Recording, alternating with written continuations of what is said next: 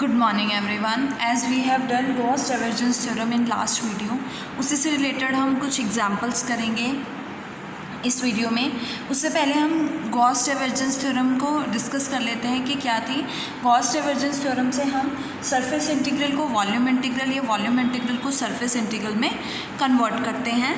तो bye Gauss divergence theorem लिख लेते हैं एक बार कि by Gauss divergence theorem we have, by Gauss divergence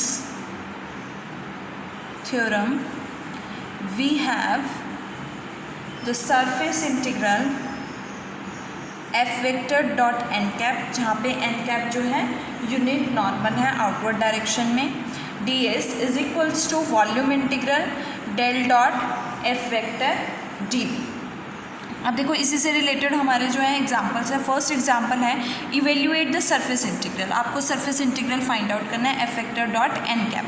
अगर सरफेस इंटीग्रल फाइंड आउट करना है तो ये सरफेस इंटीग्रल किसके इक्वल होता है, डेल डॉट एफ वेक्टर के वॉल्यूम इंटीग्रल के इक्वल होता है। तो अगर मैं वॉल्यूम इंटीग्रल फाइंड आउट कर लूँ तो मेरे पास सरफेस इंटीग्रल की वैल्यू आ जाएगी।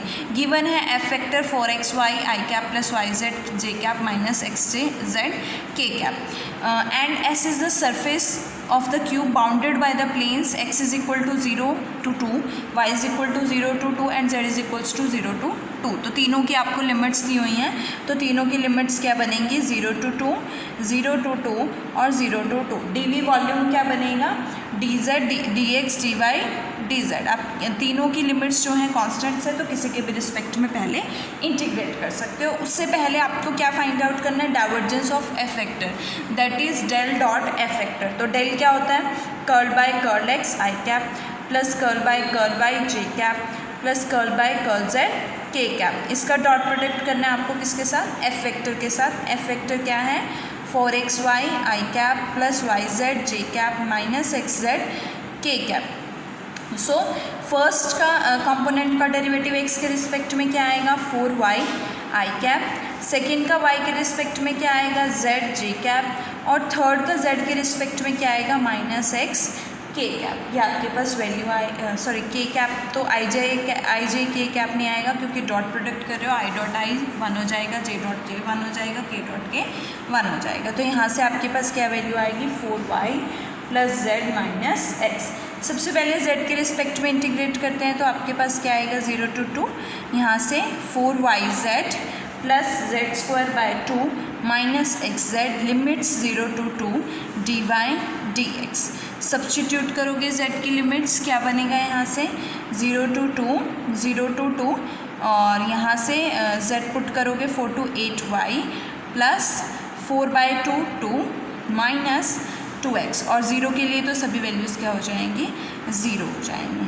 तो ये आपके पास वैल्यू आई है। अब हम इसे y के रिस्पेक्ट में इंटीग्रेट कर देते हैं तो क्या आएगा, 0 to 2 8y square by 2 plus 2y minus 2xy limits 0 to 2 dx।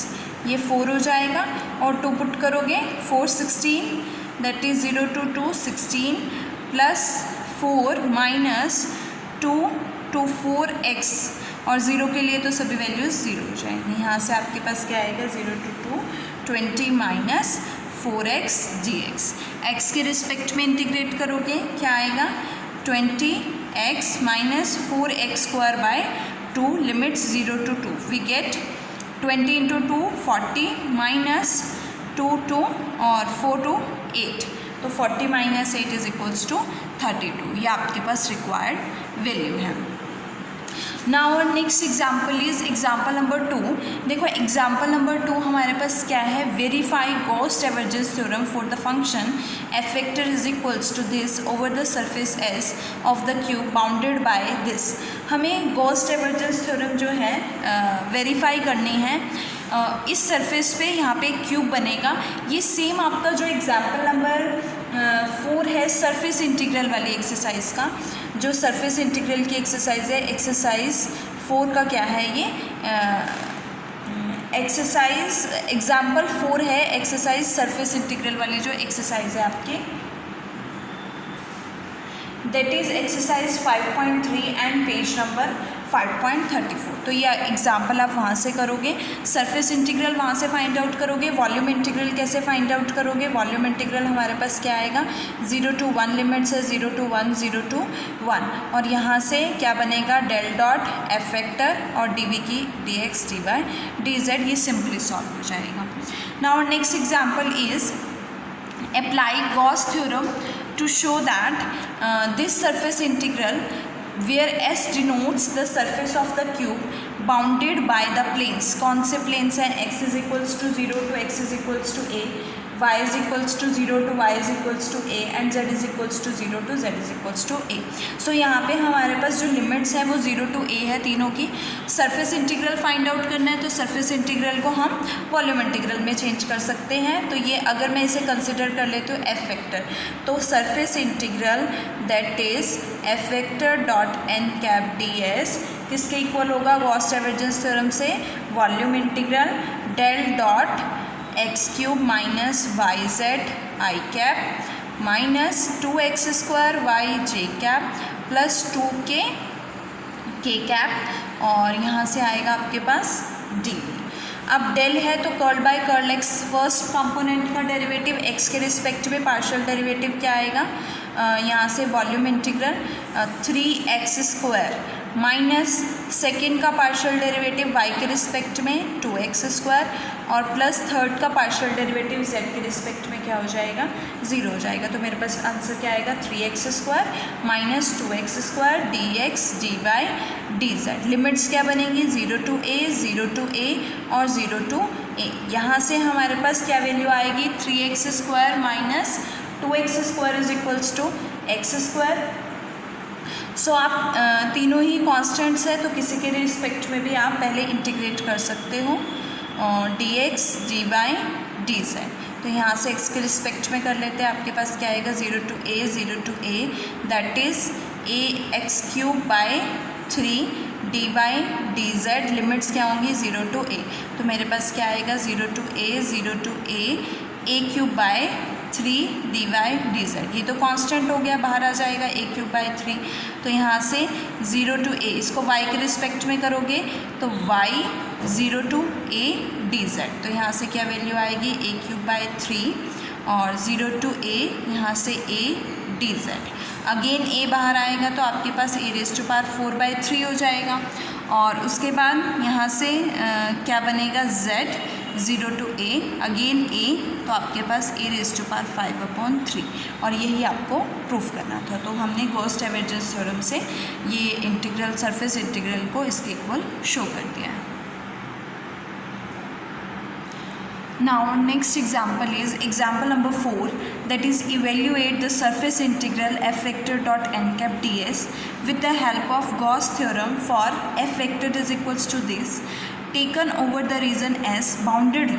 हमने रीजन क्या लिया है, S, और रीजन क्या है, किसको बाउंड कर रहा है, सरफेस ऑफ द सिलेंडर। ये हमारे पास सिलेंडर है और इसका रीजन क्या है, x square bounded by x square plus Y square plus z square is equal to 9। मतलब ये एक्स जेड प्लेन में है, और किसके अलॉन्ग होगी इसकी हाइट, इस सिलेंडर की हाइट किसके अलॉन्ग होगी, वाई के अलॉन्ग होगी, क्योंकि चेंज किस में आ रहा है, y is equal to 0 to y is equals to 8 में। सो हमें क्या फाइंड आउट करना है, सरफेस इंटीग्रल फाइंड आउट करना है। तो गॉस थ्योरम से सरफेस इंटीग्रल को हम किस में चेंज करेंगे, वॉल्यूम इंटीग्रल में चेंज करेंगे।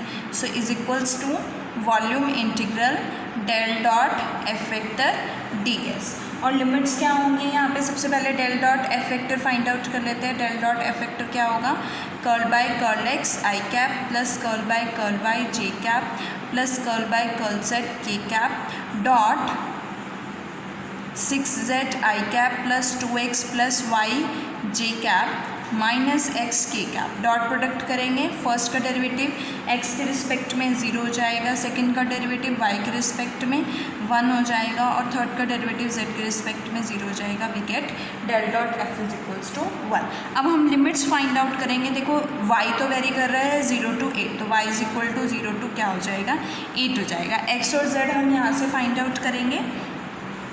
सो अगर मैं x की लिमिट्स फाइंड आउट करती हूँ तो x के राइट हैंड साइड में जितने भी वेरिएबल्स होते हैं उनको 0 बना देते हैं, तो z को 0 बना देंगे, आपके पास x क्या आएगा, 3 आएगा, और x इज इक्वल टू 0 है तो x is equal to 0 to क्या बनेगा, 3 बनेगा। अब मैं z की लिमिट्स फाइंड आउट करूँगी वॉल्यूम इंटीग्रल के लिए। तो z है, z किसके फॉर्म में आएगा, x की फॉर्म में। तो z square is equal to 9 minus x square. Right hand side में कोई वेरिएबल नहीं है, 0 नहीं होगा, तो लेफ्ट हैंड साइड में आपके पास क्या है, एक्स स्क्वायर है। लेफ्ट हैंड साइड के वेरिएबल्स को, टर्म्स को आप राइट हैंड साइड में ले जाओगे तो 9x square z is equal to square root 9 minus x square आएगा। तो यहाँ से आपके पास लिमिट क्या बनेगी z की, z is equal to 0 to square root 9 minus x square.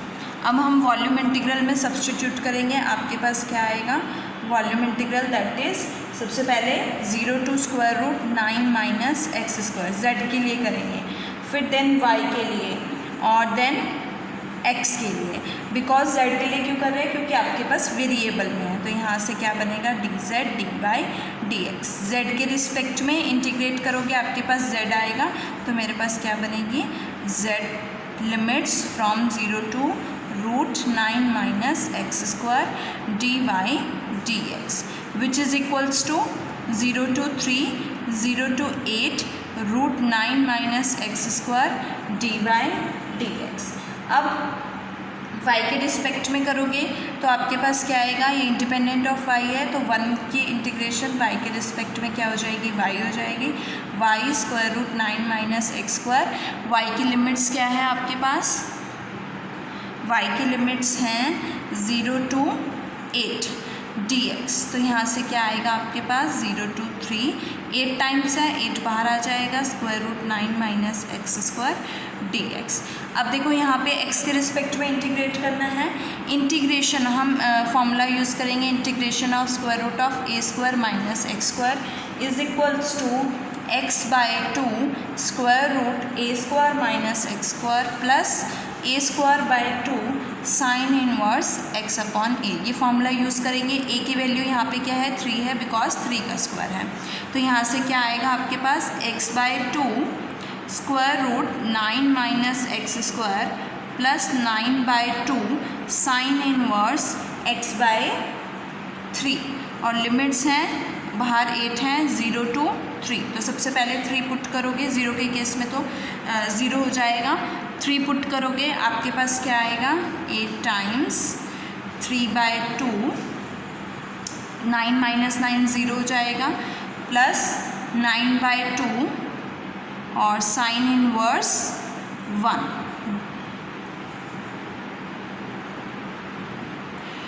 So minus 0 के लिए तो सभी दोनों ही वैल्यू 0 हो जाएंगे। साइन इनवर्स 1 किस पे होता है, पाई बाई 2 पे। So we get 8 into 9 by 2 into pi by 2, 2 4 और 2 2 9 2 ज़ा 18 पाई। और ये आपका रिक्वायर्ड आंसर है, सरफेस इंटीग्रल की वैल्यू है। Now next example is example number 5. Evaluate surface integral this where S is the surface of the sphere. This हमारे पास sphere है। अब देखो ऐसा आपके पास क्या है, क्लोज सरफेस है। सबसे पहले गॉस डाइवर्जेंस थ्योरम अप्लाई करने से पहले सरफेस कैसा होना चाहिए, क्लोज्ड होना चाहिए। तो S जो है हमारे पास क्लोज सरफेस है और हम यहाँ पे Gauss divergence theorem Cartesian form की यूज़ करेंगे, जिसके according surface integral F1 dy dz plus F2 dz dx plus F3 dx dy किसके इक्वल होता है, volume integral curl F1 by curl x plus curl F2 by curl y plus curl F3 by curl z dx dy dz के equal. तो यही apply करेंगे। यहाँ पे हमें इस फॉर्म में दिया हुआ है, हमें इस फॉर्म में कन्वर्ट करेंगे तो आपके पास क्या आएगा, F1 क्या है, x। तो वॉल्यूम इंटीग्रल F1 का डेरिवेटिव मीन्स x का डेरिवेटिव x के रिस्पेक्ट में प्लस F2 क्या है, y का डेरिवेटिव y के रिस्पेक्ट में प्लस F3 क्या है, z के डेरिवेटिव z के रिस्पेक्ट में और dx dy dz। तो क्या आएगा, 1 plus volume integral 1 plus 1 plus 1 we get 3 और 3 कॉमन आ जाएगा। तो हमें ये क्या बनेगा, volume of the sphere, sphere क्या दिया हुआ है x square plus Y square plus z square is equal to a, यहाँ पे रेडियस क्या है a है और ये क्या है आपके पास वॉल्यूम ऑफ स्फेयर है।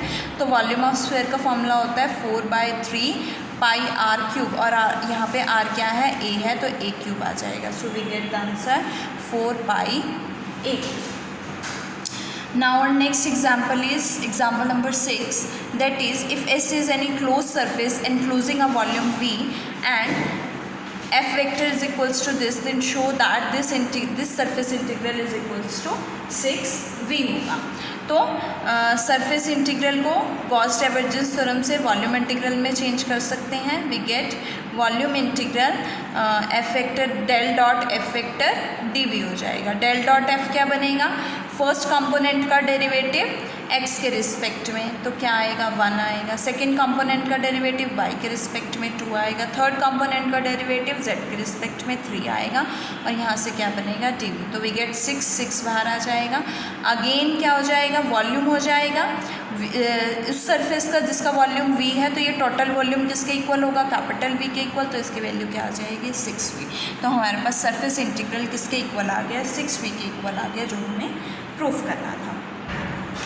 Now next is show that surface integral n cap ds is equals to 0 होगा कोई भी क्लोज सरफेस S के लिए। सो इसके लिए हम कंसिडर कर लेते हैं let C vector be any constant vector, हमने कोई कांस्टेंट वेक्टर ले लिया है और डॉट प्रोडक्ट कर देते हैं, तो C vector dot surface integral n cap ds constant है तो इंटीग्रल के अंदर भी ले सकते हैं, C vector dot n cap ds।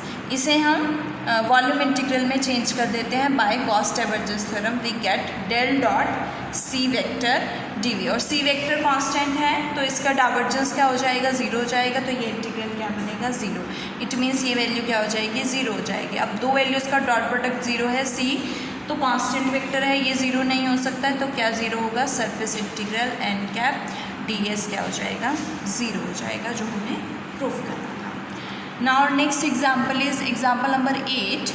Show that surface integral f vector dot n cap ds किसके इक्वल है, volume integral a square dv के इक्वल होगा, जहाँ पे f वेक्टर आपको गिवन है फाई a वेक्टर गिवन है डेल फाई और डेल स्क्वायर फाई क्या है 0 है। सो बाय सबसे पहले हम गॉस डाइवर्जेंस थ्योरम यूज़ करेंगे, सरफेस इंटीग्रल को वॉल्यूम इंटीग्रल में चेंज करेंगे, that is we get volume integral del dot F vector d v. अब हमें del dot F find out करना है, means divergence of F vector find out करना है और एफ वेक्टर की वैल्यू क्या है फाई ए वेक्टर है, it means divergence of phi A vector. तो यहाँ से आपके पास क्या बनती है identity, phi del dot A vector plus del phi dot A vector. A vector आपके पास क्या है, देखो ए वेक्टर की वैल्यू क्या है, यहाँ से डेल फाई है तो सब्स्टिट्यूट कर देंगे, ए वेक्टर की value del dot del phi हो जाएगा, ये आएगा plus del phi dot A vector और डेल फाई किसके इक्वल है, ए वेक्टर के इक्वल है, तो यहाँ से A vector dot A vector हो जाएगा और यहाँ से आपके पास क्या वैल्यू आएगी, del dot del phi del square phi 0 है, तो ये पूरी टर्म क्या हो जाएगी 0 हो जाएगी और ये क्या बनेगा ए वेक्टर का स्क्वायर बनेगा which is equals to A square, जहाँ पे ए वेक्टर का मैग्नीट्यूड क्या है ए है। सो हमारे पास डाइवर्जेंस ऑफ एफ वेक्टर क्या हो जाता है ए स्क्वायर हो जाता है, ये वैल्यू इसमें सब्स्टिट्यूट करेंगे तो surface integral F vector dot N cap D S किसके इक्वल आ जाएगा, volume integral A square D V के इक्वल आएगा और यही आपको प्रूफ करना था। So our next example is example number 9, that is if n cap is a outward normal to any closed surface S, then show that volume integral divergence of n cap dv किसके equal होगा, s के equal होगा, जहाँ पे आपके पास s क्या होगा, surface होगा। सो डाइवर्जेंस थ्योरम अप्लाई करते हैं तो हम इसे किस में कन्वर्ट करेंगे, डाइवर्जेंस ऑफ n कैप को किस में कन्वर्ट करेंगे, वॉल्यूम इंटीग्रल को सरफेस इंटीग्रल में। तो सरफेस इंटीग्रल के केस में क्या आता है आपके पास, डाइवर्जेंस ऑफ एफ वेक्टर किसके इक्वल हो जाता है, surface integral F vector dot N cap. तो यहाँ पे एफ क्या है, एन कैप है, तो n cap dot N cap D s, और n cap dot N cap क्या हो जाएगा, 1 हो जाएगा, दोनों ही यूनिट वेक्टर्स हैं।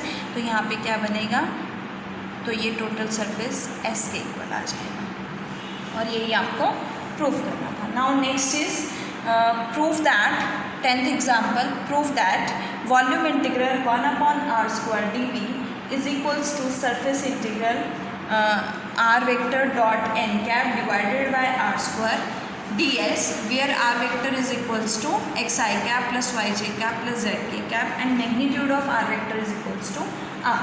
So यहाँ से हम कन्वर्ट करेंगे सरफेस इंटीग्रल, यहाँ से सरफेस इंटीग्रल को हम लिख सकते हैं r vector upon r² dot n cap ds, और इसे वॉल्यूम इंटीग्रल में चेंज करोगे तो आपके पास क्या आएगा, del dot r vector upon r² dv, ये हमारे पास डाइवर्जेंस थ्योरम से आया। अब हम इसकी वैल्यू फाइंड आउट करेंगे, तो देखो इसकी वैल्यू क्या आएगी, del dot r vector by r², क्या बनेगा, 1/r² del dot r vector plus r vector dot del 1/r² हो जाएगा। देखो r² क्या है यहाँ पे, r² is equals to x² plus y² plus z²। तो यहाँ से आपके पास इसको डिफ्रेंशिएट करोगे x के रिस्पेक्ट में पार्शली, तो 2r curl r by curl x हो जाएगा, और इज इक्वल्स टू 2x। तो यहाँ से क्या वैल्यू, 2 से 2 cancel, curl r by curl x is equals to x upon r आएगा। Similarly curl r upon curl y क्या आ जाएगा, y अपॉन r, और curl r upon curl z क्या आएगा, z अपॉन r हो जाएगी वैल्यू। ये वैल्यूज़ हम इसमें सब्सटीट्यूट करेंगे, तो देखो डेल 1/r² की बात करते हैं, तो डेल क्या है, curl by curl x i cap plus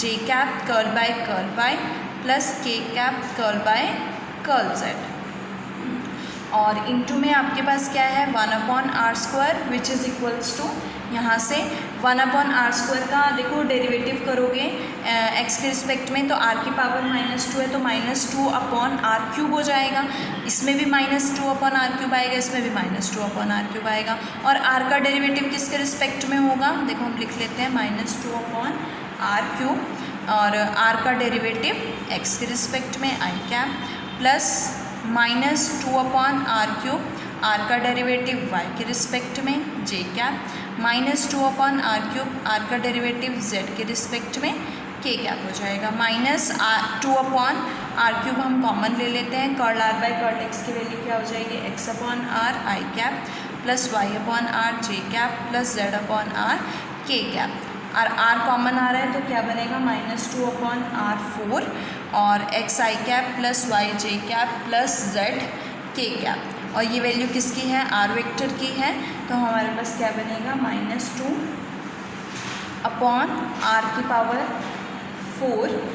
dot r vector हो जाएगा।